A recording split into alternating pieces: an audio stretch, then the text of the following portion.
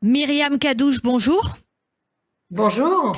Comme chaque vendredi cet été sur Radio J, on part en Israël et ce vendredi, on part en Israël avec vous, Myriam Kadouche. Vous êtes donc guide en Israël. Alors, moi, je viens d'arriver là en Israël. Quel est le premier endroit où vous m'emmenez? Alors, bien sûr, ça dépend de la région que vous choisirez, mais comme il fait très très chaud, 34, 36 degrés, j'opterai plutôt pour être en intérieur, parce que, eh bien, c'est bien plus agréable d'être sous l'air conditionné avec les conditions météorologiques que nous avons en ce moment. Alors évidemment, je commencerai par Jérusalem, puisque c'est la capitale de l'État hébreu. Et c'est toujours un plaisir de revenir à Jérusalem. On a souvent l'impression d'être déjà venu, de connaître, mais en fait, Jérusalem recèle des merveilleux endroits, des secrets en quelque sorte, des lieux magiques. Et Oui. les secrets de Jérusalem, justement, c'est quoi les endroits qu'on s'attend pas à trouver à Jérusalem où on peut aller? Alors déjà, il faut savoir que depuis la période du Covid que nous avons tous vécu, il y a eu énormément de rénovations, de nouvelles découvertes.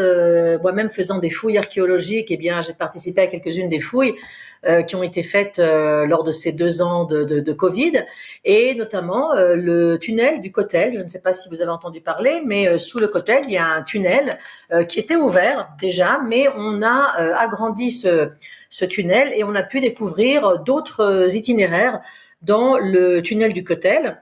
On y voit des parties dissimulées de différentes époques, notamment de l'époque hérodienne. Il y a un nouvel itinéraire qui s'appelle la Gesher Agadol, le Grand Pont, où l'on y voit justement ces merveilleuses choses, notamment le système d'eau à l'époque hérodienne, de l'eau qui coule, et on voit la merveille, l'investissement qui a été Mhm. fait à l'époque romaine dans cette partie-là de Jérusalem. Alors, si je veux me baigner, où est-ce que je vais?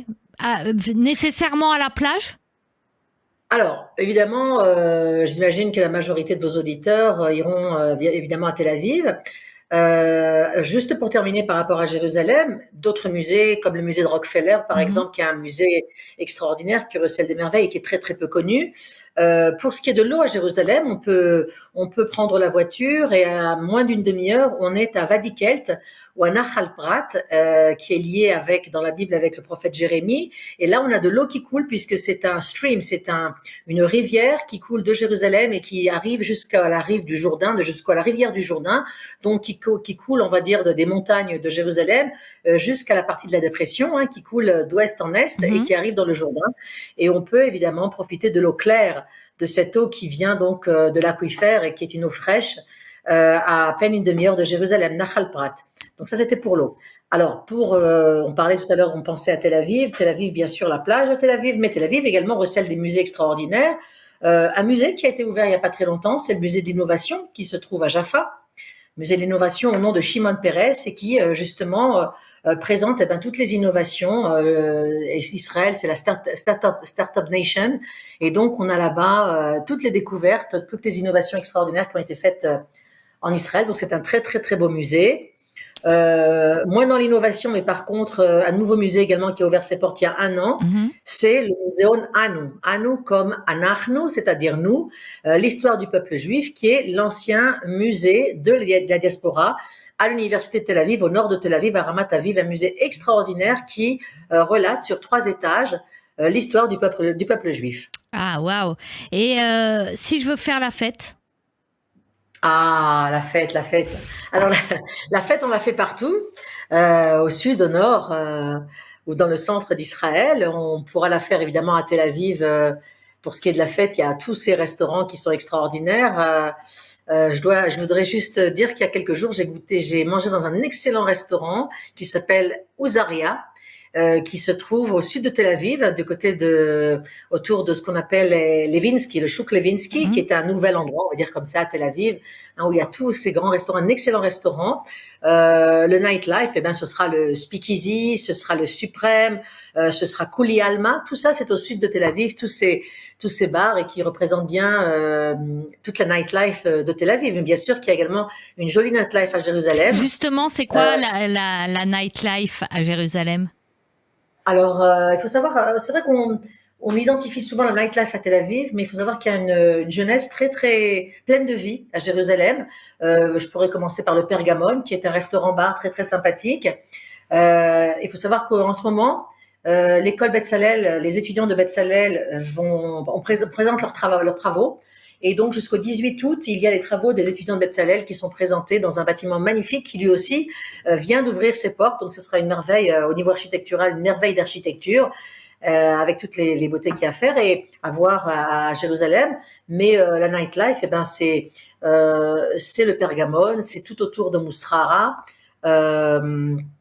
C'est également un endroit très sympathique que je recommande à vos auditeurs. C'est Notre-Dame, par exemple. Notre-Dame appartient aujourd'hui, évidemment, à un mouvement chrétien, les légionnaires, qu'on appelle les légionnaires, avec l'aide du Vatican. Mais le 4e étage de Notre-Dame à Jérusalem est le plus beau restaurant qu'on puisse voir à Jérusalem, avec une vue imprenable sur la vieille ville de Jérusalem. Et c'est il très est agréable. il est cachère. Alors malheureusement, il n'est pas cachère, mais peut-être... Enfin, même y prendre un cola vaut la peine parce que la vue est absolument extraordinaire sur Jérusalem. Alors, souvent, quand on part en Israël, on identifie ça à une destination qui est chère. Quels sont les meilleurs plans pour voyager en Israël quand on a un budget restreint ? Écoutez, c'est de se retrouver entre copains, évidemment. C'est de se retrouver entre copains, soit au bord de la plage, soit il y a de nombreux parcs, par exemple à Jérusalem. On peut, alors moi, ce serait vraiment le plan le moins cher. Mais je dois dire qu'autour de Machane Yehuda, par exemple, si on revient sur Jérusalem, autour de Machane Yehuda, il y a des endroits qui sont un petit peu moins chers et qui s'adressent à une population estudiantine. Donc en fait, il y en aura pour toutes les poches, comme à Tel Aviv aussi. Et pour loger ? Alors, pour loger pas très cher à Jérusalem, puisqu'on a commencé par Jérusalem, on aura la Beit Katan Bebaka, la petite maison de Baka. Il y a aujourd'hui beaucoup de Airbnb. Alors les gens évidemment sont invités, vous pourrez me contacter en privé, je pourrais donner les téléphones et des détails, mais des Airbnb pas très très chers au centre-ville de Jérusalem, des petits hôtels, on va dire au niveau rapport qualité-prix, pour ce qui est des hôtels, je dirais le Ibis, peut-être un hôtel intéressant, peut-être le Dan Boutique également peut être un hôtel intéressant au niveau du rapport qualité-prix, notamment de l'emplacement. Le plus important évidemment, c'est la location, hein, c'est le location comme on dit en anglais, c'est-à-dire le lieu. Le lieu. Hein, donc un endroit. Et aujourd'hui, il y a pas mal d'Airbnb à des prix très intéressants à Jérusalem comme à Tel Aviv. Si on veut bouger en Israël et qu'on n'a pas de voiture, c'est compliqué ? Alors. Aujourd'hui, heureusement, on a le train qui est qui dessert très bien toutes les villes à Jérusalem, en Israël. Le train et le bus. Alors évidemment, c'est un petit peu compliqué, mais il y a quand même des bus qui sont. Si on va aller à Tibériade, il y a des bus qui vont directement à Tibériade, de Tel Aviv par exemple. Le train qui facilite les choses. Et si vous êtes à plusieurs, après le train, vous prenez un taxi. À 4 places pour le taxi, ça peut être. Le taxi n'est pas très cher. Les prix vont bientôt augmenter. C'est pas encore le cas, donc ça peut être intéressant. Vous pouvez monter jusqu'à Césarée. Césarée est merveilleuse. Je ne l'ai pas dit, mais par exemple, Césarée est un endroit qui serait magnifique pour vos auditeurs à visiter. Et il y a un musée également qui a ouvert ses portes avec toute l'archéologie maritime, tout ce qui a été retrouvé à Césarée, qui est absolument une pure merveille. Il s'appelle comment ce musée ? C'est le musée de Césarée. Quand vous rentrez dans le site archéologique de Césarée, le parc archéologique de Césarée, eh bien, vous avez le musée archéologique avec tout ce qui a été retrouvé. Et les entrepôts datent de l'époque hérodienne. Hérode qui avait établi cette ville au nom de son César, de son empereur, et qui l'a nommé Césarée du nom d'Auguste. Et donc, on a les entrepôts de son époque et une ville merveilleuse. Et on peut même pousser un petit peu... alors, moi, je conseillerais tout de même de louer une voiture parce que les voitures, la location n'est pas très chère. Évidemment, il faudrait demander le Waze, qui est une invention israélienne.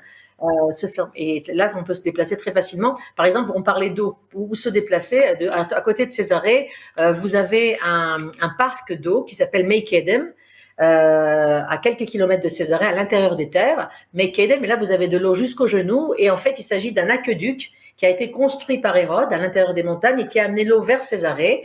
Et vous, alors c'est un aqueduc qui fait à peu près 5 km, mais pour les touristes, on a ouvert environ 1 km.